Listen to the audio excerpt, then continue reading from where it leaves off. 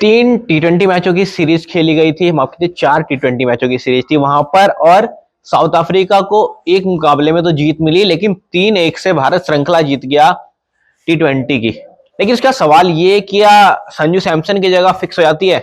क्योंकि 3 सेंचुरियन लगाई अभी तक T20 में इस साल, 2 इस सीरीज में लगा दी, इससे पहले एक बांग्लादेश के खिलाफ लगाई थी। और संजू सैमसन के साथ अभी चर्चा ये है कि कई लोग इस तरह से बातें कर रहे हैं कि अगर इनका बल्ला चलता है तो शतक, नहीं चलता है तो बतख, यानी कि डक पर आउट हो जाते हैं, या फिर अगर टिक जाते हैं क्रीज पे तो सेंचुरी मारे बिना नहीं रुकते। और लेकिन अगर आप इन्हें आउट करना चाहते हैं तो आप शुरुआती की 3-4 गेंदों में अगर आप इन्हें आउट कर देते हैं तो ठीक है, अगर नहीं कर पाते हैं तो फिर ये बड़ा स्कोर कर सकते हैं। और इसी के साथ साथ अब सवाल ये है, क्या ऋषभ पंत की T20 में वापसी होगी, क्योंकि विकेट कीपिंग कभी अच्छी करते हैं संजू सैमसन, और अब लय में भी है, फॉर्म में भी है, तो ऋषभ पंत के लिए खतरा है क्या, या फिर पॉसिबिलिटीज ये भी हो सकती है कि ओपनिंग करते दिखें यशस्वी जायसवाल के साथ यहाँ पर संजू सैमसन, और ऋषभ पंत जिस नंबर पे T20 में खेला करते हैं उस नंबर पे खेले। पर क्या शुभमन गिल, उसके बाद शुभमन गिल का क्या होगा, शुभमन गिल कहाँ जाएंगे। और आप देख सकते हैं कि संजू सैमसन की जो परफॉर्मेंस है वो ओपनिंग करते हुए ज्यादा अच्छी आई है, आप ना कि नंबर 3 या नंबर 4 पर।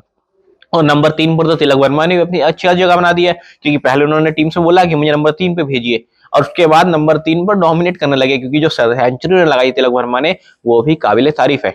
अब ऐसे में सवाल ये उठता है कि क्या ऋषभ पंत T20 में दोबारा से अपनी जगह बना पाएंगे, क्योंकि यार अगर आप कंपैरिजन करेंगे स्ट्राइक रेट का, बल्लेबाजी करने का, तो आप ये कह सकते हैं कि संजू सैमसन काफी हद तक अच्छी बल्लेबाजी करे ऋषभ पंत से। लेकिन आप रिलायबिलिटी पे आते हैं, जब आप देखेंगे इंपॉर्टेंट मुकाबले हो, अगर आप विकेट का महत्व की बात करें तो ऋषभ पंत अपने विकेट के महत्व को बाखूबी समझते हैं। हालांकि शॉर्टर फॉर्मेट में तो बल्ला चलता नहीं है, लेकिन आप आईपीएल का इतिहास उठा के देखें तो आईपीएल में जो बल्लेबाजी ऋषभ पंत दिल्ली कैपिटल्स के लिए अभी तक करते आए थे, वहां पर उनकी बल्लेबाजी क्या खूब रही है, टीम को एक सपोर्ट देते हैं, और एक रिलायबल बल्लेबाज है, क्योंकि आपको उम्मीद रहती है कि अगर आप की विकेट जल्दी गिर जाती है तो चौथी या पांचवी विकेट के लिए जब ऋषभ पंत खेलने आएंगे उस पारी को अच्छे से संभाल सकते हैं। दूसरी तरफ संजू सैमसन की बात करें तो अभी तक वो रिलायबिलिटी अभी तक बना नहीं पाए हैं, क्योंकि वही हिसाब है ना कि अगर चल गए तो शतक, नहीं तो फिर बतक।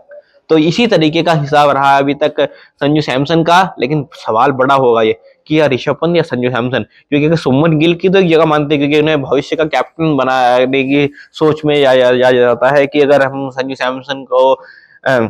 ओपनिंग कराते हैं तो सुमन गिल का क्या होगा।